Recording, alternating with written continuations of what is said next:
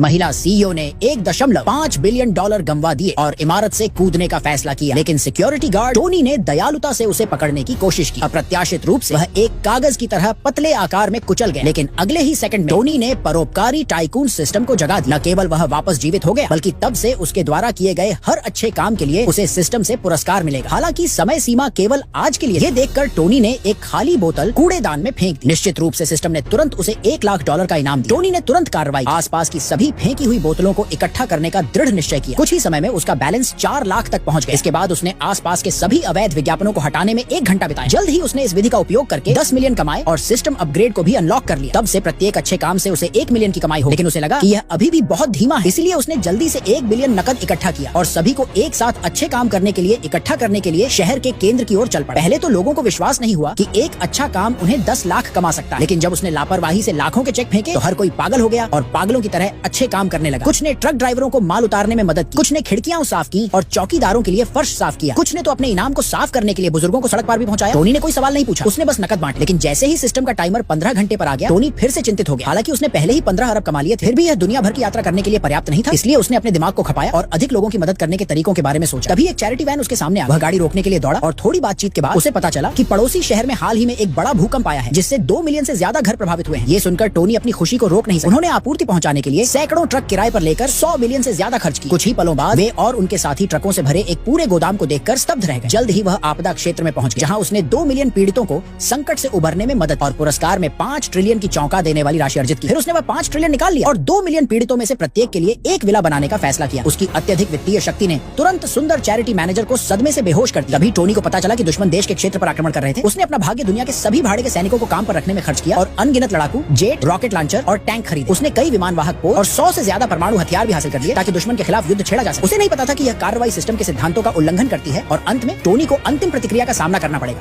हर बार जब महिला नहाती थी तो वह एक विशाल जिनसेंग जड़ में बदल जाती थी। जब परिवार ने बाथटब में जिनसेंग देखा तो उन्हें लगा कि यह लाल रंग का है। जब वह बाहर निकली तो महिला अपने मानव रूप में वापस आ गई। नहाने के पानी को देखते हुए उसने कहा कि ये पानी उनके जीवन को लंबा करेगा। पहले तो किसी ने उसकी बात पर विश्वास नहीं किया, लेकिन जब दादी ने इसे पिया तो उनके बाल धीरे धीरे काले हो गए। इसीलिए सभी ने उत्सुकता से जादुई नहाने के पानी को पिया। असल में वह महिला एक जिनसेंग आत्मा थी, जिसे हजारों सालों से विकसित किया जा रहा था। अपने मानव रूप को बनाए रखने के लिए उसे हर रात नम मिट्टी में आराम करना पड़ता था। वह अमर क्षेत्र में चढ़ने की कगार पर थी, लेकिन 99 बार असफल हो चुकी, क्योंकि नश्वर दुनिया में उसके ऊपर कृतज्ञता का एक अनसुलझा आरण था। दरअसल 1000 साल पहले जब उसने पहली बार मानव रूप धारण किया था तो उसे एक भेड़िया दानव ने पकड़ लिया था और एक छोटे लड़के ने उसे बचाया था। अब उसे उस छोटे लड़के को ढूंढना होगा और कर्ज चुकाने के लिए उससे शादी करनी होगी। अपने मालिक के मार्गदर्शन का पालन करते हुए महिला जल्दी में चली। इस बीच आदमी घर में तय की गई शादियों से छिपने से परेशान हो रही। उसी समय महिला उसके घर आई और गलती से सोचा कि वह आदमी की शादी की वस्तु, इसलिए दादी ने जल्दी से किसी से महिला के लिए 1 गिलास पानी डालने को कहा, लेकिन उसने कहा